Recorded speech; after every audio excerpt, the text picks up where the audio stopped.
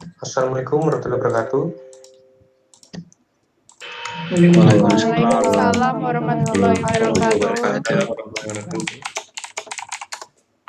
Sebelum memulai, mari kita berdoa sesuai agama dan kepercayaan masing-masing. Semoga acara ini dilancarkan dan diberkahi oleh Yang Maha Esa. Berdoa dimulai.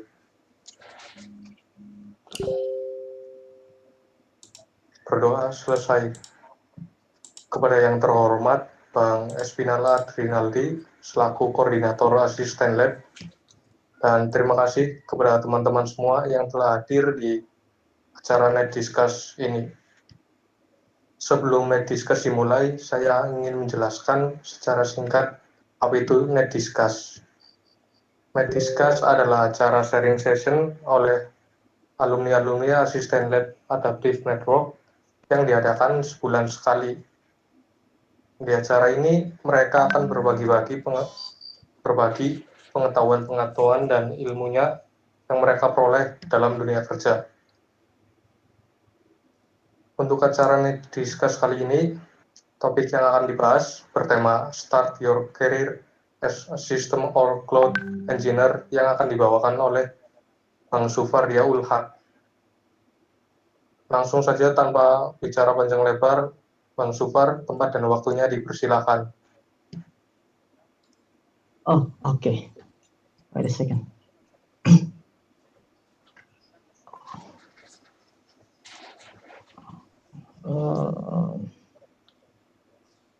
Mana lagi? Second. Oh, ini mungkin. Yep.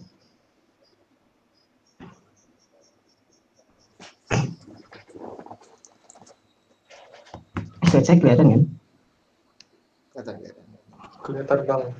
Oke, sip. Sorry nih. Oke, terima kasih teman-teman semua yang telah datang. Ada 49 orang nih. Sebenarnya saya cuma pengen discuss sedikit-sedikit doang sih tentang bagaimana cara prepare teman-teman semua yang masih mahasiswa untuk start career sebagai sistem dan code engineer. Oke, perkenalkan nama saya Sufardia Ulhak. Sebagai code engineer atau teman-teman bisa sebut juga sistem engineer itu oke.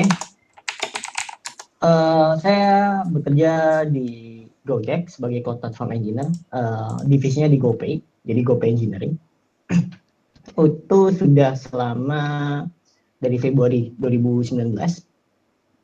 Terus saya juga sebagai organizer dari Indonesian Kubernetes Community, teman-teman bisa cek di Telegram. Pekerjaannya itu fokusnya ke Kubernetes, Istio dan Envoy. Itu service mesh. Saya juga nulis blog kalau teman-teman mau baca di sufardiaulhak.com. Oke. Gimana ya? Oke, background-nya dulu deh. Jadi teman-teman semua, ini adalah riset dari LinkedIn di sebelah mana nih? Sebelah kiri. Jadi cloud engineer itu adalah fastest growing demand. Jadi demand untuk cloud engineer itu terus naik. Ini risetnya tahun Agustus 2020. Terus di sebelah kanan, teman-teman bisa lihat interest untuk cloud engineer atau system engineer atau site reliability engineer atau DevOps itu terus naik dari tahun ke tahun. Itu kita lihat dari tahun 2015 sampai tahun 2020. Itu di sebelah kiri, di sebelah kanan kenapa turun? Itu karena corona. Jadi karena corona semua job itu interestnya turun, tapi sekarang sudah mulai membaik lagi.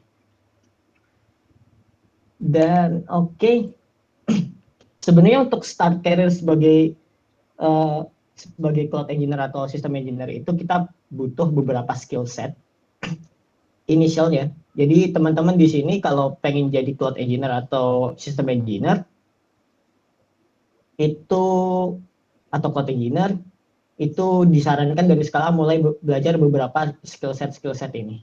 Sebenarnya nggak terlalu rumit karena ini biasanya dasar, tapi teman-teman saya rekomendasikan untuk mulai semuanya dulu.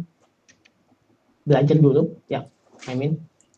Untuk Linux, teman-teman itu harus bisa Linux gitu. Kalau teman-teman sekarang masih pakai Windows, coba install Linux, belajar bagaimana best programming di Linux, teman-teman bagaimana belajar paket manajernya, user dan directory management. Jadi ini mirip-mirip kayak Windows, tapi ya pindah ke Linux itu. Belajar Linux lah gampangnya. Ada Linux networking, remote management. Nanti sebenarnya ya ini sebenarnya simple banget. Kalau teman-teman sudah tahu ini, teman-teman harusnya bisa explore kemana-mana. Yang saya rekomendasikan pertama itu adalah Linux. Karena ya semuanya itu Linux gitu. Most important skill and should have knowledge. Jadi teman-teman yang kalau pengen jadi cloud engineer atau system engineer, teman-teman itu harus bisa Linux. Kalau nggak bisa Linux, nggak bakal bisa jadi cloud engineer atau system engineer. Karena semua komponen yang akan kita pelajari atau akan kita kerjakan di pekerjaan pada dasarnya adalah Linux based system. Jadi semuanya based on Linux. Karena itu coba belajar Linux dari sekarang. Kalau masih pakai Windows, coba ganti Linux atau dual boot ke Linux. Belajar bagaimana hidup di terminal gitu, nggak pakai GUI base tapi pakai terminal. Ya gitu sih sebenarnya. Kalau mau tanya langsung tanya aja kali ya. Apa nanti ada QA nih atau gimana? QA. Kalau mau tanya langsung tanya aja deh. Oke, yang kedua adalah programming. Tapi nggak perlu ribet-ribet. Teman-teman perlu yang penting bahasanya apa aja, bebas. Yang penting teman-teman tahu data struktur, bagaimana tahu algoritmnya, tahu membuat program simple, sederhana, dan version control atau Git. Ini yang saya rekomendasikan ya. Jadi kenapa? Karena biasanya di kerjaan itu kita pakai beberapa programming language untuk melakukan otomasi. Otomasi keperluan deploy atau deploy aplikasi kita. Dan beberapa biasanya kita juga building project itu. Jadi sebagai cloud engineer atau system engineer itu tidak terlepas dari yang namanya programming sebenarnya. Saya sendiri di Gojek build beberapa tools dari programming language, dari Golang sama Python, itu untuk keperluan deploy. Itu kita build dari scratch. Dan saya juga contribute ke beberapa open source project karena kebutuhan di kerjaan juga. Gitu. Jadi jangan kira kalau jadi cloud atau sistem itu nggak ngoding. Sebenarnya ini depends, tergantung ke perusahaan dan requirement perusahaan itu sendiri gitu. Jadi kalau dia pengennya butuh programmingnya juga, oke. Kalau enggak ya nanti teman-teman bisa bebas ya. Tapi ini recommended-nya seperti ini. Kalau saya rekomendasikan. Jadi harus ada selain Linux, ada teman-teman juga harus paham programming. Terus networking. Sebenarnya dasar-dasar aja sih. Teman-teman harusnya kalau misalkan belajar di TKJ atau di mana gitu, di teknik telekomunikasi atau teknik informatika harusnya belajar beberapa basic networking. Yang perlu diperhatikan adalah teman-teman harus bisa IP addressing. IP addressing ini penting banget. Kalau teman-teman nggak bisa, belajar dulu. Network device, TCP, IP atau OSI layer, understanding-nya, konsepnya gimana. Terus ada routing, tapi routingnya ini biasanya kita nggak pakai routing yang kompleks banget sih. Biasanya cukup pakai static, karena memang networking-nya sudah di-handle sama provider. Lalu ada access list untuk access management, blacklist, allow listing, atau allow listing blacklist beberapa IP. Ini teman-teman perlu tahu konsepnya. Sebenarnya ini konsep dasar sih. Kenapa kita perlu juga paham networking? Karena apa nih? Oke, karena kita itu bekerja di infrastruktur atau environment di mana setiap komponen itu, setiap sistem itu saling terhubung melalui networking. Jadi kalau teman-teman butuh untuk troubleshoot, misalkan dari satu komponen nggak bisa terkoneksi komponen lain, kita harus ngapain? Itu teman-teman harus paham networkingnya. Kita harus cek portnya, itu ada TCP/IP OSI layer. bagaimana cara debugnya dari layer 1 sampai layer 7 kita harus tracing satu persatu gitu. Atau dari layer 7 ke layer 1. Itu cara debugnya gimana. Tuh, jadi ada 3 ya tadi ya. Terus server stuff. Sebenarnya saya rekomendasikan 3 dulu. Linux, networking sama programming. Kalau teman-teman sudah ada dasar untuk 3 basic itu, teman-teman bisa lanjut ke server stuff. Jadi pekerjaan kita biasanya related ke server stuff ini, atau biasanya bersinggungan dengan konsep-konsep yang saya jelasin di sini. Jadi teman-teman harus paham bagaimana cara kerja DNS, domain name system, bagaimana domain misalkan facebook.com itu bagaimana bisa kita mengaksesnya itu facebook.com bukan mengakses IP-nya, bagaimana bagaimana konsep dari DHCP, web server, proxy, dan biasanya kebanyakan kita biasanya juga nanti teman-teman bakal bersinggungan dengan database SQL atau NoSQL, dan juga load balancing. Sebenarnya ini saya cantumin di sini, tapi biasanya kalau teman-teman kerja nanti biasanya akan difokuskan. Biasanya tim ini fokusnya ke database, tim ini fokusnya ke networking, biasanya seperti itu. Tapi untuk initial recommended skill setnya saya rekomendasikan juga untuk tahu, minimal tahu, dan minimal bisa nyoba untuk deploy beberapa server-server ini sendiri. Oke, selain beberapa initial skill set itu, saya juga rekomendasikan teman-teman untuk mulai berkontribusi ke open source atau biasanya ikut komunitas, misalkan lab kalau di kampus, atau komunitas IT di luar gitu.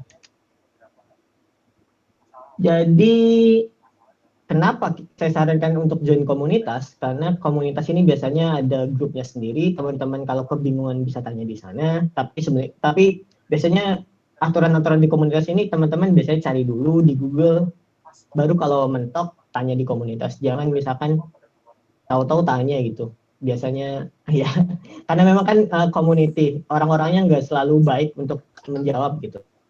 Jadi saya sarankan sih kalau mau tanya-tanya, searching dulu di Google, baru tanya di komunitas. Dan kebanyakan komunitas IT di Indonesia itu ada di grup Telegram gitu. Kalau teman-teman mau coba, teman-teman bisa buka nih link GitHub. Di sana ada banyak list komunitas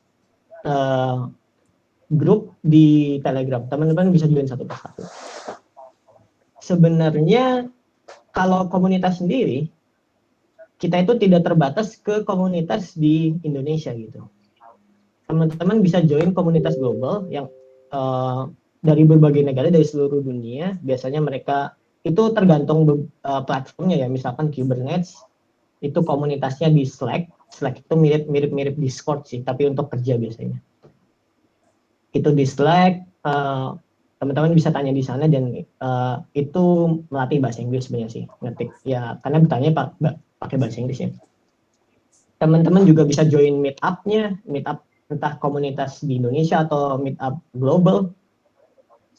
Dan ya, teman-teman tinggal search aja gitu. Familiarize yourself with open source gitu. Jadi selain join komunitas, teman-teman juga mulai sekarang saya sarankan bikin akun GitHub gitu. Kalau teman-teman nggak punya, bikin akun GitHub, tutorial atau blog teman-teman bisa ditaruh di GitHub, atau mungkin kode-kode teman-teman saat di kampus itu teman-teman bisa taruh di GitHub gitu. Jadi di share ke orang. Bagaimana selain kenapa saya sarankan untuk starting using GitHub atau GitLab atau open source, karena nanti biasanya pekerjaan kita itu berkaitan dengan GitHub atau GitLab atau open source itu sendiri. Kebanyakan kita juga manage platform-platform open source, kita contribute juga ke open source. Bagaimana cara contribute-nya itu menarik untuk dipelajari. Oke. Sekarang saya coba liatin deh beberapa example job hiring-nya. Dari tadi skill set sama community, gimana? Kalau teman-teman lihat di sebelah kiri, ini saya ya, junior cloud platform engineer. Experience-nya itu yang pertama apa nih? Programming. Have hands-on experience in designing, development, testing, deploying application. Programming banget kan. Terus yang kedua tuh, have hands-on experience developing in Linux. Jadi ini adalah 2 dasar penting karena dia di-mention di paling awal. Dan kayaknya di Gojek nggak ada syarat untuk S1 ya? Ya, kayaknya nggak ada syarat untuk S1. Terus yang ke bawah itu, dari 3 ke bawah itu advance-nya. Nanti akan saya tunjukkan bagaimana kita bisa fokus ke bidang apa aja sih gitu. Wih, saya mute dulu HP-nya. Oke. Nah, di sebelah kanan ada Bukalapak DevOps Engineer. Syaratnya juga sama. Teman-teman di sini apa tuh? Yang pertama adalah bachelor, lulus S1. Yang kedua adalah Linux, strong understanding of operating system, dalam kurung Linux. Jadi udah ada 2 ya syarat untuk Linux sendiri. Tapi di sana kayaknya belum ada untuk programming. Mungkin jobnya beda. Dia fokusnya ke CI/CD dan programming itu biasanya sedikit karena sudah ada tools seperti Ansible atau Terraform. Tapi itu biasanya juga scripting sih namanya. Experience in infrastructure as code, nanti saya akan jelasin. Terus ada Tokopedia. Qualification-nya yang pertama adalah experience with Linux environment. Oke, Linux lagi. Yang kedua adalah experience with automation from simple shell Python script, dia butuh Python, ini programming ya, to more complex software engineering solution. Saya sharing kan? Oke, cool. Terus yang ke bawah,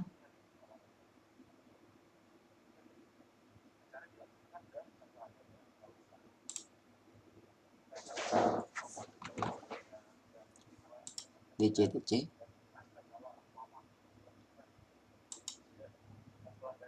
Baru gue DC.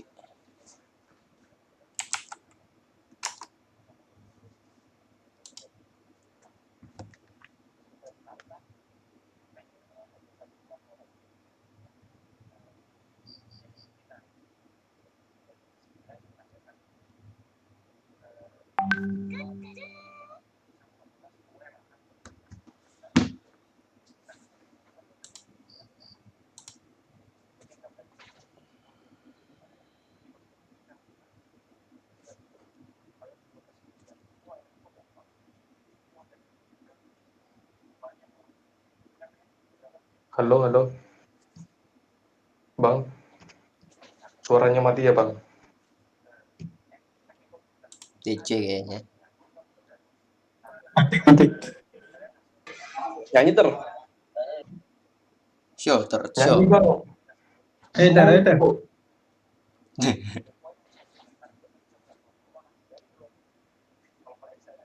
oke, sorry deh.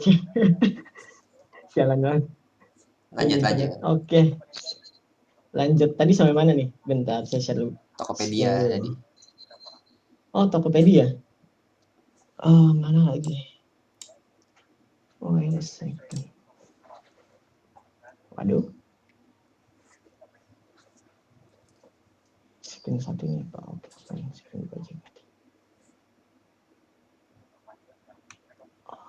Oke, tadi sampai Tokopedia ya. Oke. Nah, yang di bawah itu selain tadi ada programming sama Linux juga direkomendasikan Tokopedia merekomendasikan kita untuk bisa Golang gitu. Golang is a plus. Tapi dia bilang ini programming sih sebenarnya, tidak mesti Golang. Mungkin nanti di pekerjaan pakai Golang, gampangnya seperti itu. Terus yang sebelah paling kanan sendiri ini adalah Google. Dia system engineer atau site reliability engineer. Google dia sebenarnya mintanya adalah software development. Software sebenarnya. Dia minta orang yang fokusnya ke software, tapi bisa untuk Linux gitu. Bachelor in computer science dan teknologi yang related bisa C, C++, Java, Python. Dan dia juga minta, saya pengen developer yang bisa Linux. Tahu dalamannya Linux sampai kernel-kernelnya, C programming dan networking gitu. Or cloud system. Tapi yang dia minta pertama adalah programming. Jadi kalau teman-teman mau jadi cloud atau system engineer, itu ada 2 syarat, Linux sama programming. Networking itu saran saya untuk troubleshooting. Karena semua komponen di sini adalah distributed system gitu. Distributed system artinya semua sistem itu terdistribusi, komunikasinya itu via jaringan, via networking itu sendiri. Udah mudah ya. Oke. Dari misalkan saya rekomendasikan teman-teman pahami 4 bidang itu sendiri. Server, Linux, networking, sama apa lagi? Programming. Dari sini, teman-teman bisa ambil beberapa skill set advance. Teman-teman bisa fokus ke beberapa skill set. Yang pertama adalah virtualisasi. Kalau teman-teman pernah pakai VirtualBox, itu adalah virtualisasi. Menjalankan sebuah mesin virtual di atas mesin itu sendiri, mesin fisik. Gampangnya seperti itu ya. Yang perlu teman-teman pelajari adalah konsep dan bagaimana itu bekerja. Bagaimana Linux itu bisa membuat sebuah virtual mesin, konsepnya bagaimana. Terus juga teman-teman harus paham networkingnya. Bagaimana antara virtual mesin itu saling berkomunikasi di dalam komputer teman-teman itu sendiri. Ada beberapa platform yang saya rekomendasikan. Teman-teman bisa pelajari VirtualBox atau KVM dan Vagrant gitu. Ini penting karena nanti kalau teman-teman main-mainnya itu di cloud provider seperti GCP atau AWS, pasti teman-teman bakal ketemu yang namanya virtualization. Kalau di AWS itu namanya EC2, di GCP lupa saya. Terus biasanya juga virtualization ini dipakai untuk banyak sih sebenarnya. Kalau kita di Gojek itu semuanya pakai virtualization. Gampangnya seperti itu. Nggak ada yang pakai bare metal, jarang banget. Kecuali ada kebutuhan di data center gitu. Pemerintah butuh untuk deploy sesuatu harus di Indonesia gitu. Mau nggak mau kita harus set up VM di data center. Gampangnya seperti itu. Lalu yang kedua adalah containerization.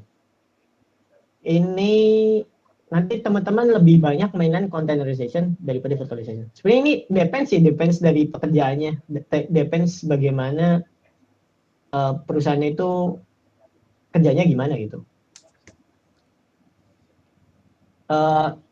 Teman-teman saya saranin belajar containerization. Jadi ini adalah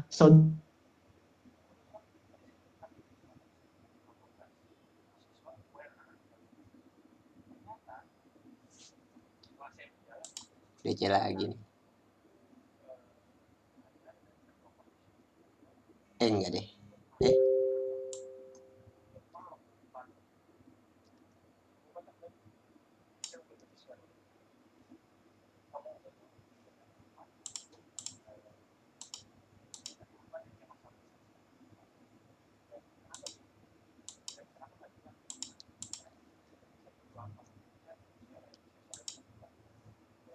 Ternyanyi ter.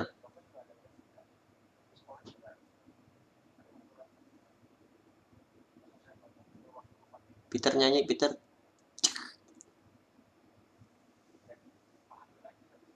Iya. Nyanyilah. Nyanyi lah teh.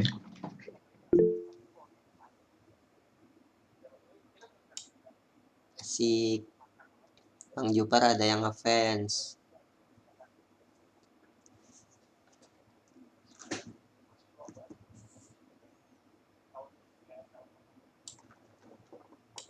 Ternyanyi ter.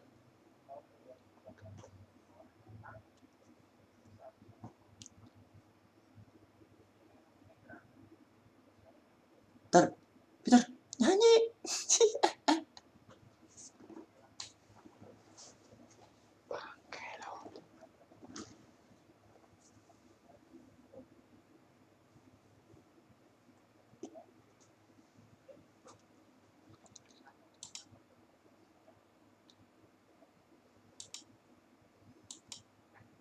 Sorry guys. Problem. Backup ter. Backup. Nyanyi ter. Backup apaan? Nyanyi.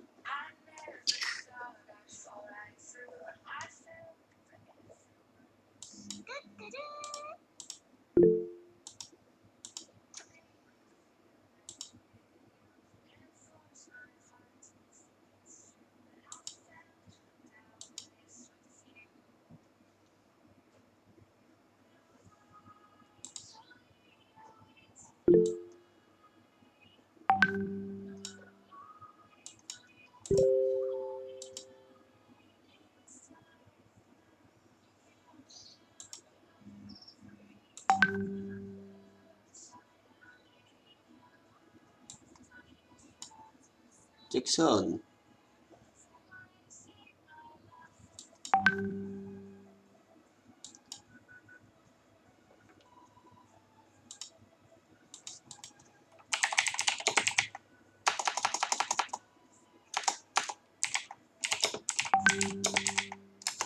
Oke, sorry. Tadi sampai mana ya? Contamination ya? Saya cek dulu. Oops. Oke. Sampai container, Pak. Sasaran. Sorry? Sampai Providernya apa? container, Pak. Container ya? Ya sebenarnya mirip-mirip sih container sama virtualization. Saya saranin teman-teman belajar, kalau saya saranin kalau mau jadi cloud engineer, teman-teman harus paham dua ini, virtualization sama containerization. Konsepnya bukan konsepnya sama ya, tujuannya sama, tapi konsepnya beda gitu. Menarik sih untuk dipelajari. Teman-teman bisa searching misalkan virtualization deep dive atau containerization deep dive atau ya gitu deep dive. Nah, pokoknya kalau teman-teman mau tahu bagaimana itu bekerja, teman-teman pertama harus tahu Linux dulu. Terus kalau udah paham beberapa konsep di Linux, teman-teman udah bisa cari containerization deep dive gitu. Ya emang sih bahasa Inggris, tapi menarik untuk dipelajari karena konsepnya memang pakai ya gitulah, library-nya pakai RANSI, networking-nya menarik banget kalau untuk dipelajari. Konsep image life cycle, jadi di kontainer itu ada yang namanya image atau VM gampangnya, bukan VM sih, kalau di virtualization itu mirip-mirip kayak ISO mungkin, ya seperti itu. Tapi kalau di containerization itu ada yang namanya image, teman-teman harus pelajari bagaimana life cycle-nya, bagaimana image itu start sampai stop. Terus image registry, bagaimana konsep kontainer ini kita bisa menyimpan sebuah image di sebuah registry. Image registry ini apa ya, registry? Tempat penyimpanan image itu sendiri, gampangnya seperti itu. Saya saranin teman-teman untuk belajar Docker untuk containerization, karena memang banyak platform containerization, tapi yang paling banyak dipakai itulah Docker dan Docker Compose. Ini sangat membantu. Biasanya juga developer pakai Docker sama Docker Compose untuk testing di virtual di lokalnya ya, sebelum di deploy ke production atau staging environment.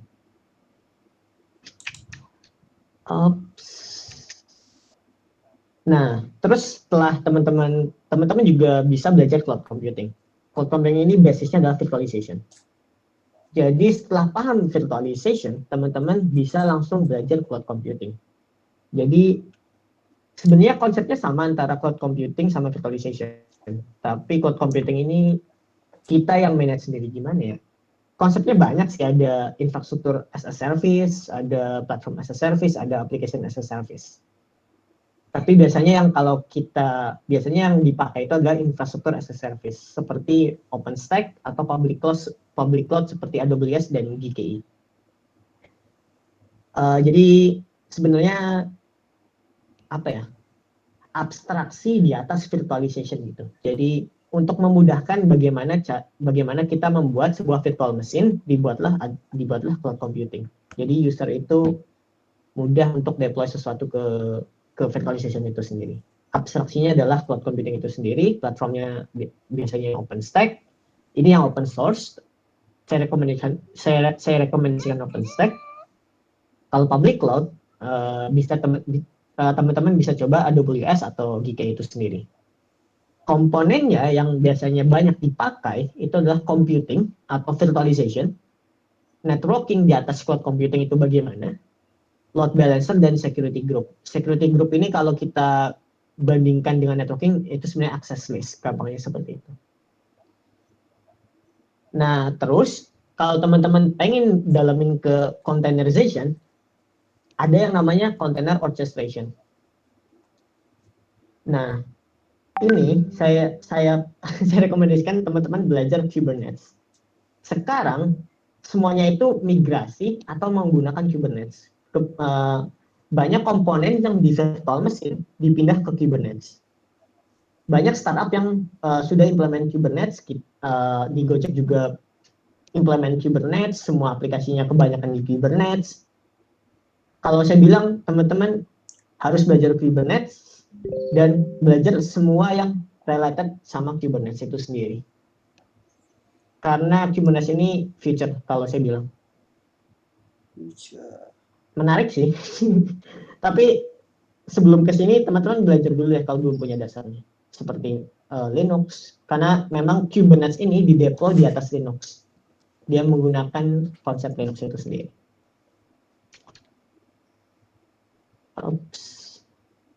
Terus kalau teman-teman mau jadi DevOps Engineer, teman-teman harus belajar CI/CD. CI/CD ini adalah Continuous Integration, Continuous Development, atau Continuous Deployment. Sebenarnya gampangnya sih proses untuk mengotomasi sebenarnya user kita, user system engineer, user DevOps engineer, user system engineer itu adalah developer itu sendiri. Kebanyakan seperti itu. Jadi kalau teman-teman misalkan pengen jadi DevOps engineer, user teman-teman adalah developer itu sendiri. Nah, CI/CD di sini teman-teman yang membuat tools-nya, di mana tools itu membantu developer untuk mengotomasi bagaimana membuild aplikasinya, testing aplikasinya, dan mendeliver aplikasi tersebut ke production. Gampangnya seperti itu. Jadi developer menggunakan CI/CD untuk build, testing, delivering ke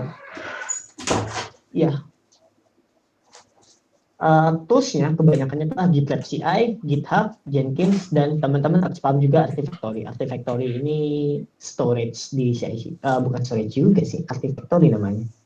Untuk gimana ya, susah. Terus kalau di CI/CD juga ada yang namanya GitOps. Ini konsep baru. Jadi menggabungkan antara version control atau Git dengan CI/CD ya. Jadi GitOps.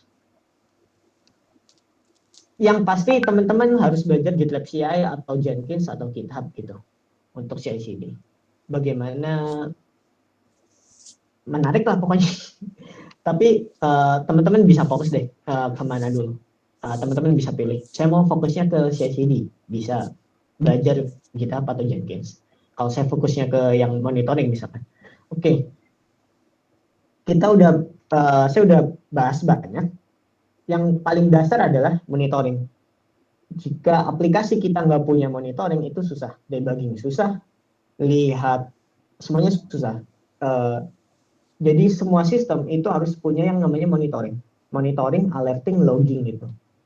Jadi kita bisa tahu bahwa aplikasi kita itu ada yang salah, ada yang aneh gitu. Itu dari monitoring dan logging itu sendiri. Jadi semua sistem biasanya di startup itu punya monitoring sama logging. Logging itu berguna untuk mendebug sesuatu. Jadi dari aplikasi dia itu biasanya melihat dari aplikasi itu biasanya mengekspos sebuah log. Oke, biasanya developer itu mengekspos sebuah log. Lognya kita capture, kita ambil, kita jadikan centralized log, dan itu lognya bisa kita ambil buat debugging atau buat data science juga bisa. Itu depends. Tools untuk observability ini, monitoring, logging, dan alerting itu biasanya untuk logging kita pakai Elasticsearch. Fluentd untuk log collector-nya, jadi untuk mengambil log-log itu dari aplikasi, dan Kibana itu dashboard-nya. Jadi centralized log seperti itu. Sedangkan untuk monitoring kebanyakan itu pakai Prometheus dan Grafana. Tapi tidak sebatas ini sih sebenarnya. Tapi kebanyakan startup itu biasanya mereka pakai Prometheus dan Grafana. Sip. Oke, yang terakhir. Sebenarnya kalau teman-teman punya saran lain atau bidang lain, mungkin bisa ngomong aja. Soalnya saya buat slide ini sekitar 2 hari. Oke. Teman-teman juga bisa belajar yang namanya configuration management dan infrastructure provisioning. Jadi, misalkan nih, kita mau buat VM di GCP atau AWS. Tapi males kan? Setiap buat VM itu kita ngeklik dashboardnya, buka dashboard GCP, konsol GCP, klik kanan, klik kiri, capek. Kita bisa pakai yang namanya configuration management dan infrastructure provisioning atau infrastructure as a code. Jadi biasanya itu dipakai untuk mengotomasi pembuatan dan mengkonfigurasi mesin di dalam cloud computing. Contohnya seperti itu. Saya rekomendasikan teman-teman belajar yang namanya Ansible. Ansible ini adalah configuration management. Jadi saat VM-nya sudah jalan, start dari Terraform dulu deh. Terraform ini adalah infrastruktur as a code. Jadi dari sebuah kode Terraform, teman-teman bisa bisa menjalankan banyak virtual mesin di dalam cloud itu secara otomatis gitu. Enak lah, manajemennya enak, kita bisa tahu, jadi kita nggak usah buka dashboard GCP, kita bisa tahu apa aja yang kita buat dari sebuah kode itu sendiri. Dan state-nya juga kita simpan gitu, jadi enak, kita bisa tahu. Nah, setelah VM-nya jadi, kita bisa pakai Ansible untuk mengotomasi, misalkan saya pengen setup DNS server atau web server gitu, di mesin di GKE. Terraform menjalankan mesinnya untuk pertama kali. Setelah Terraform, kita bisa pakai Ansible untuk menginstal web server secara otomatis gitu. Ini configuration management dan infrastructure provisioning. Oke, thank you. Sebenarnya saran aja sih. Oh, harusnya saya tambahin salary di sini. Lupa. Jadi saya saranin untuk teman-teman yang mau yang mau jadi system engineer atau cloud engineer, teman-teman karena fresh graduate, teman-teman coba fokus ke ngambil pengalaman dulu. Pengalaman bekerja, technical skill, soft skill, kepemimpinan di sana. Itu teman-teman coba fokus ngambil 3 hal itu dulu. Jangan ngambil ke salary-nya dulu. Ambil experience-nya, baru setelah itu teman-teman bisa grow career di sana.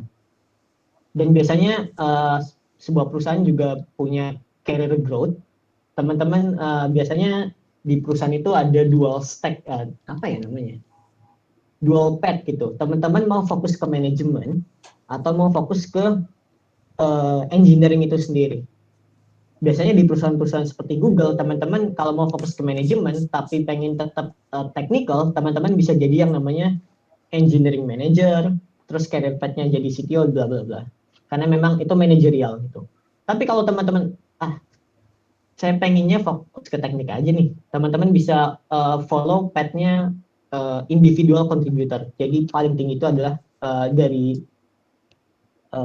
junior system engineer ke senior, habis dari senior itu teman-teman bisa fokus ke arsitek atau individual contributor. Jadi itu yang paling tinggi di dalam engineering itu sendiri.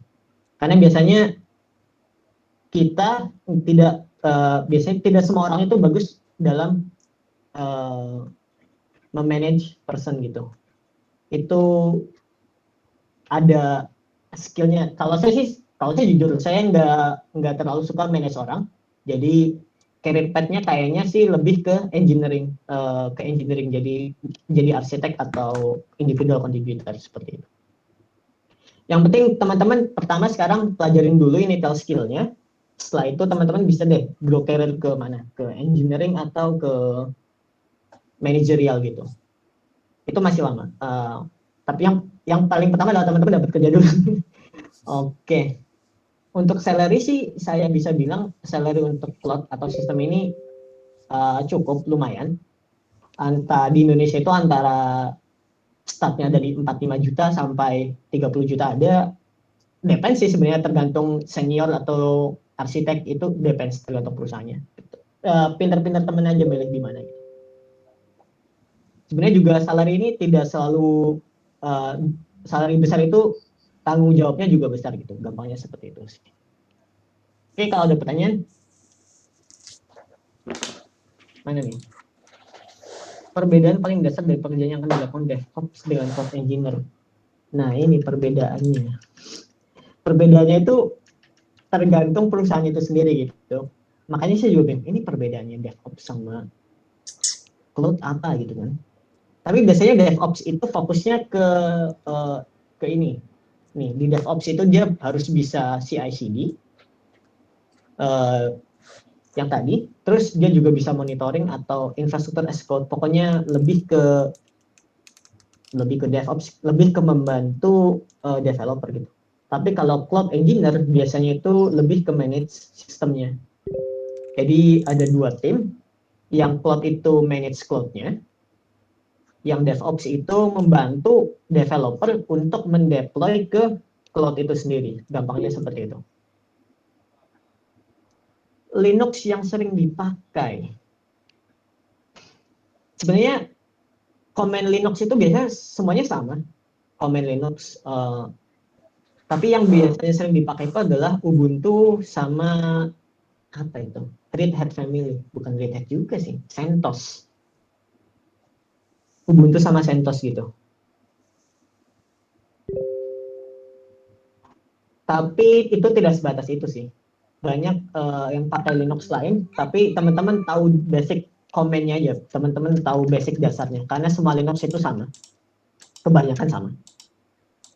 Komen-komennya sama, base-nya juga sama, base programming-nya sama, package manager juga sama, user directory, Linux networking itu biasanya semua sama.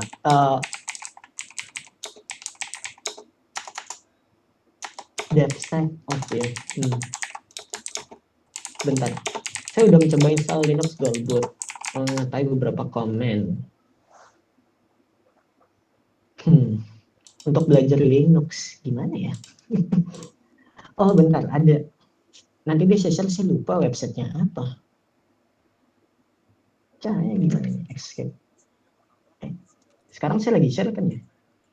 Oke. Apa ya websitenya ya? Linux One-on-One, Linux One-on-One. Mana? Nanti dia share, saya lupa websitenya apa. Ada pokoknya. Kalau enggak bisa juga baca buku ini. Apa lagi? Linux book.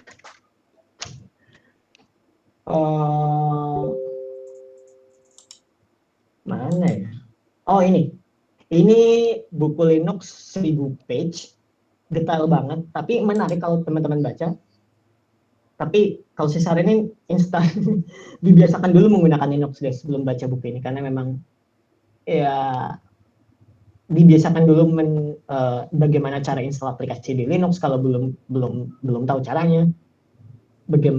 Bagaimana cara pakai terminalnya, komen-komen dasar seperti ls, make dir, change directory, dan lain-lain.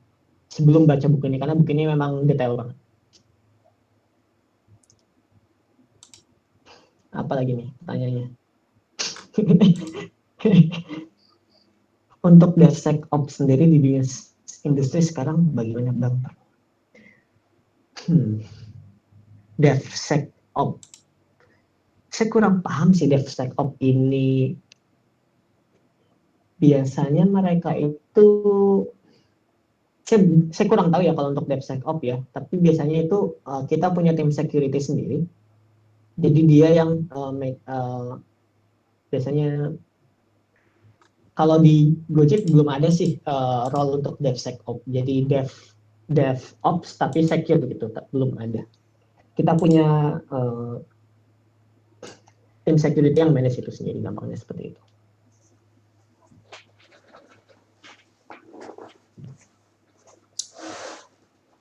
SDLC. I'm not sure SDLC itu apa. Kalau saya jarang, karena di sistem ini kita perlu tahu security sih, tapi nggak terlalu dalam. Dan biasanya di perusahaan-perusahaan startup gitu, mereka punya tim security sendiri yang memang khusus menghandle security.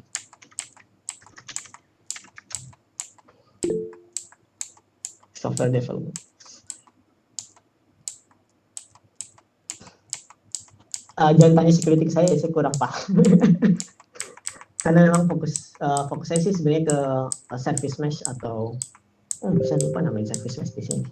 Menarik. Untuk version control biasanya lebih sering menggunakan GitHub atau GitLab.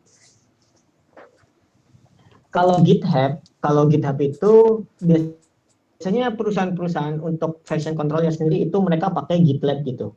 Karena GitLab itu ada version enterprise-nya, kita bisa deploy sendiri. Jadi source code-nya itu private gitu. Jadi kita host startup itu bisa menghost Git mereka sendiri, Git repository mereka sendiri yang private gitu, yang hanya bisa diakses oleh perusahaan yang hanya bisa diakses oleh mereka sendiri gitu. Jadi terbatas. Biasanya kebanyakan itu pakai GitLab karena memang kita bisa deploy sendiri. Tapi untuk open source itu kebanyakan di GitHub. Contohnya Kubernetes atau Prometheus atau Istio, semua itu ada di GitHub gitu. Sebenarnya nggak ada yang membedakan sih. Mereka pakai Git untuk version controlnya. Cuma kalau untuk private lebih enak pakai GitLab gitu.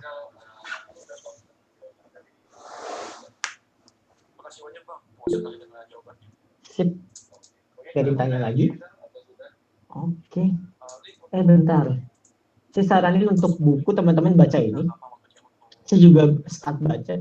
Udah 100 page tapi mumet sih sebenarnya. Terus kalau pengen belajar gampang aja, searching misalkan Kubernetes gitu. Container deep dive. Ada. Container one-on-one atau deep dive. Biasanya di Medium, blog Medium. Technical deep dive of container runtime. Itu biasanya bagus-bagus. Ada tapi bayar sih. Teman-teman bisa cari aja. Saya nggak mengajarkan ya. Ada PDF-nya. Silakan cari sendiri. Bang, nanya dong. Bukan nanya sih. Yup. Bisa ceritain itu nggak sih? Susah senangnya jadi cloud engineer gitu. Oh, susah senangnya. Iya, bisa di-share gitu kan. Siapa tahu buat pengalaman Susah. kita gitu.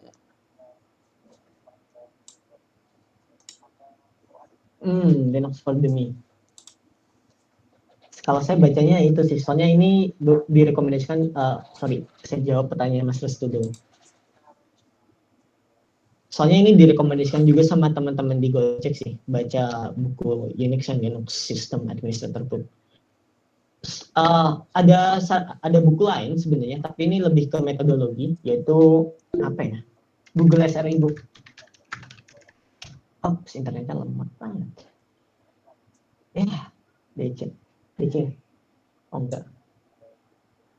Oke, susah senangnya jadi gimana Mas Restu? Susah senang.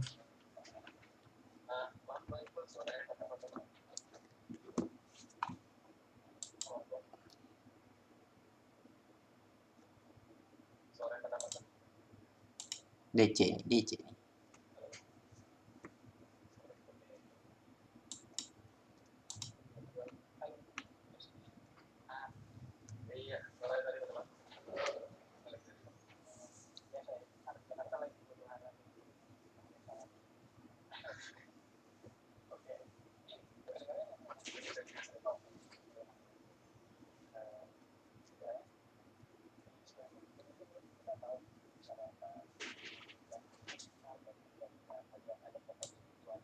DC,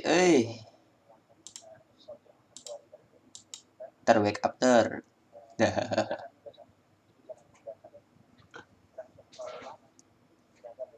Peter nyanyi, Peter.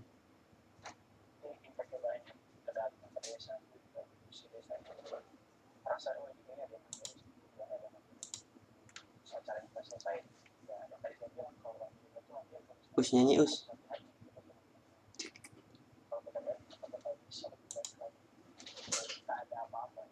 Itu teh nyanyi. AFK semua nih. Twitter AFK.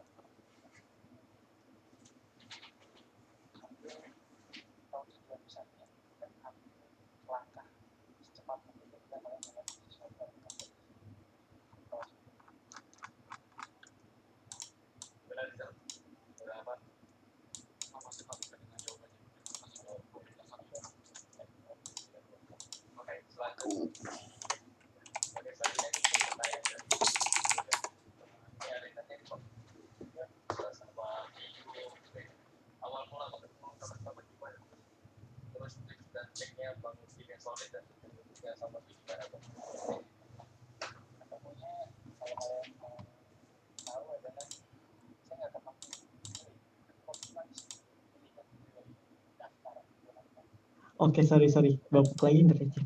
Parah banget. Susahnya, oke. Susah senang jadi cloud atau sistem engineer ya.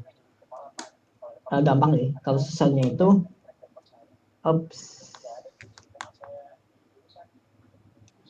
kalau susahnya, permission.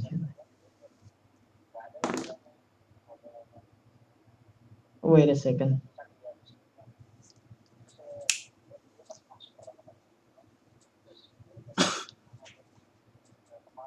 Kalau susahnya itu biasanya deployment ke production itu dilakukan di tengah malam. Jadi kadang seminggu itu kita bisa deploy 3 kali, misalkan upgrade Kubernetes atau maintain beberapa sistem, itu biasanya dilakukan di malam hari. Itu production. Karena memang kalau kita upgrade di siang hari, down, kalau misalkan ada kemungkinan down, ya gitulah pokoknya. Itu sih susahnya menurutku. Jadi memang kadang-kadang kita harus terjaga sih di malam hari. Misalkan deploy itu biasanya kalau upgrade Kubernetes itu kita schedule 4 jam dari 11 malam sampai jam 3 pagi. Tapi itu nggak setiap hari, nggak setiap minggu juga sih.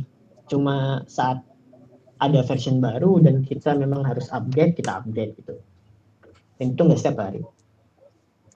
Senangnya sih sistem engineer kayak kita ini ada yang remote, ya gitu. Kita bisa remote enak. Kalau tapi depend sih, itu teman-teman tergantung perusahaannya juga harus bisa remote atau enggak. Tapi kalau saya sendiri memang kerjanya remote, mulai dari ada start corona ini sampai sekarang remote terus. Di lumayan enak sih. Dan ya gitu sih. Senangnya juga kita kalau jadi sistem itu belajar banyak hal baru gitu. Jadi saya karena memang skillnya itu bidangnya banyak, kita bisa explore ke bidang itu, mau visualization, conversation, cloud computing, container orchestration, CI/CD monitoring, kita bisa belajar banyak.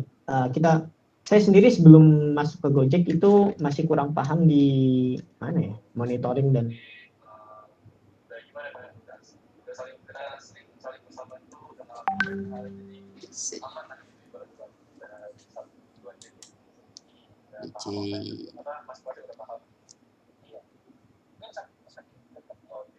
waktu produktif itu ya Gen ya, jam 12 jam 3 malam. Itu waktu benar-benar produktif itu. Harusnya senang itu.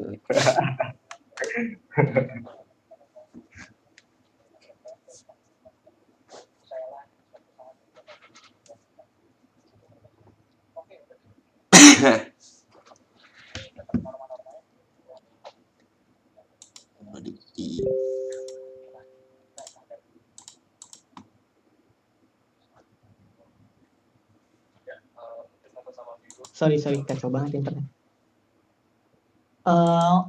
tadi sampai mana ya? Senangnya sampai mana sih tadi? Remote ya? Selain itu, entah sih senang atau enggak. Ini teman-teman bisa kategorikan senang atau tidak senang, atau susah. Tapi di Gojek, kita belajar banyak bahasa Inggris.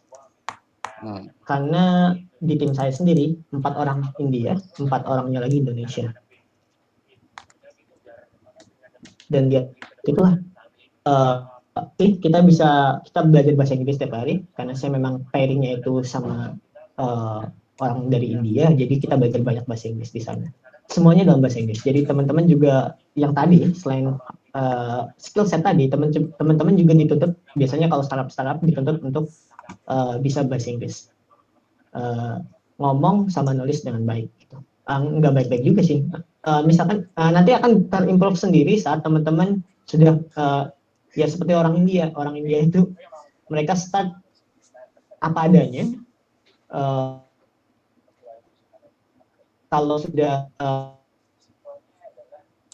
menghitung, ada lagi mungkin? Mantap sih, mantap. Ya, bapuk lagi. Oke, gitu aja sih mungkin. Kerjanya fleksibel atau gimana? Kalau saya fleksibel sih. Saya bangun jam 10 atau jam sore. Bangun jam 10 atau jam 11. Ini kalau remote ya. Tapi kalau di kantor entah. Saya belum pernah ngerasain di kantor sih. Baru sebentar udah remote. Tapi kalau remote emang fleksibel sih. Tapi kita dituntut untuk ya sekitar 6 sampai 8 jam sehari seperti itu. Normal lah. Tapi untuk waktu kerjanya biasanya fleksibel. Tapi biasanya itu tergantung bagaimana culture di perusahaannya itu sendiri sih. 7 kali 24 jam. Ya bisa dibilang gitu juga sih, 7 kali 24 jam kalau ada error. Kalau ada production issue, gampangnya seperti itu. Tapi kalau nggak ada mah normal gitu. Dari siang sampai sore, minimal 6 sampai 8 jam gitu. Biasanya waktunya fleksibel. Tapi tergantung tim atau tergantung culture perusahaan. Kalau di tim saya, kita ada yang namanya waktu, kita sharing waktu kerja gitu. Jadi antara jam 1 sampai jam 3 itu semuanya harus available gitu gampangnya. Harus ada gitu. Seperti ya. Itu tergantung tim sama culture tim sama culture perusahaan itu sendiri. Tapi kalau ada production issue mau jam 12 malam juga tetap ditelepon gitu kan. Gitu. Karena kita yang manage infrastrukturnya gitu. Seperti itu sih.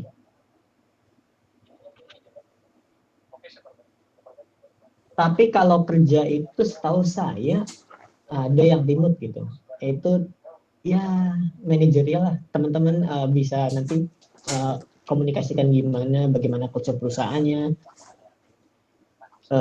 ke manajernya teman-teman nanti saat sudah kerja. Biasanya seperti itu.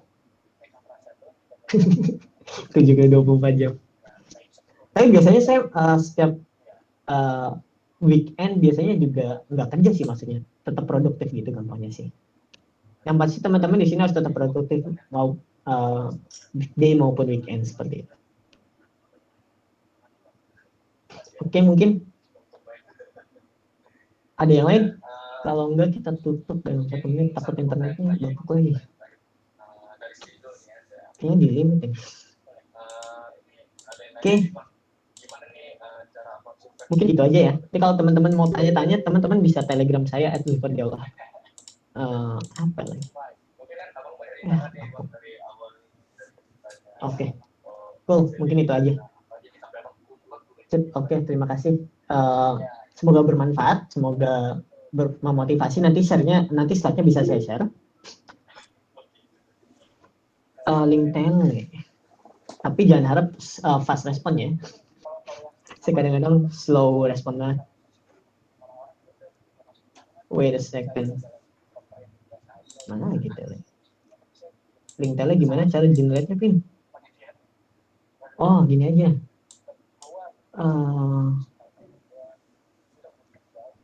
Ini aja. Telegram @zulfardjaulah. Teman-teman searching aja. Itu sih. Nanti teman-teman bisa kalau mau dalamin satu persatu, teman-teman bisa ikutin pad-nya, atau teman-teman juga bisa searching pad lain di internet, misalkan DevOps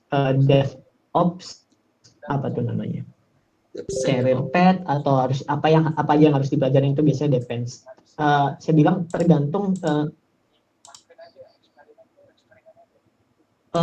perusahaan teman, perusahaan kitanya seperti apa gitu. Karena tadi cost dari Bukalapak, Gojek, Tokopedia maupun Google. Jadi saya saranin teman-teman tahu semua konsep dasarnya, teman-teman nanti bisa dalamin satu gitu. Jadi ada apa ya? Bentar, saya coba share satu lagi. Bentar, saya searching dulu.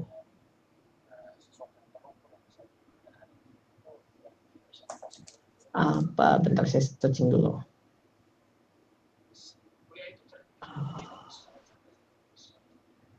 Oh, ini T-shirt. Cara sharingnya gimana lagi? Ini terus di sini saya coba sharing sebentar.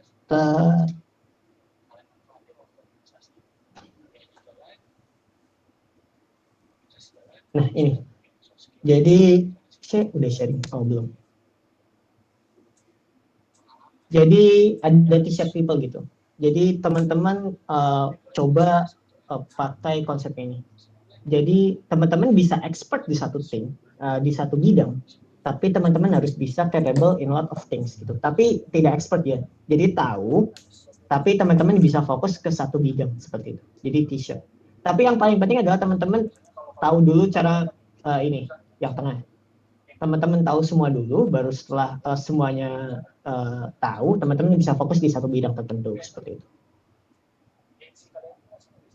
T-shirt people about is adapting to variant demand. Jadi teman-teman bisa adapt ke demand tertentu. Stop people when oke, teman-teman bisa membaca. Yep, menarik sih. Ini menarik banget. Kalau spesialis itu, kalau misalkan teknologinya itu sendiri sudah deprecated, sudah tidak dibutuhkan oleh industri, teman-teman ya udah gitu kan. Tapi kalau T-shirt, kita bisa adapt gitu. Misalkan beberapa tahun ke depan kita fokus ke Kubernetes, teman-teman bisa fokuskan ke Kubernetes. Tapi kalau Kubernetes tiba-tiba ada project baru yang menggantikan Kubernetes, teman-teman karena sudah punya foundation dasarnya, teman-teman bisa belajar fokus ke yang lain gitu. Adapting to varying demands. Jadi demands di teknologi ini berubah-ubah. Saya bilang, jadi teman-teman belajar semua dasarnya dulu, baru fokus ke satu spesialis tertentu. Seperti itu sih. Oke, mungkin itu aja. Oke, terima kasih. MC. Oke, apabila tidak ada pertanyaan lagi, maka acara net discuss ini akan saya akhiri.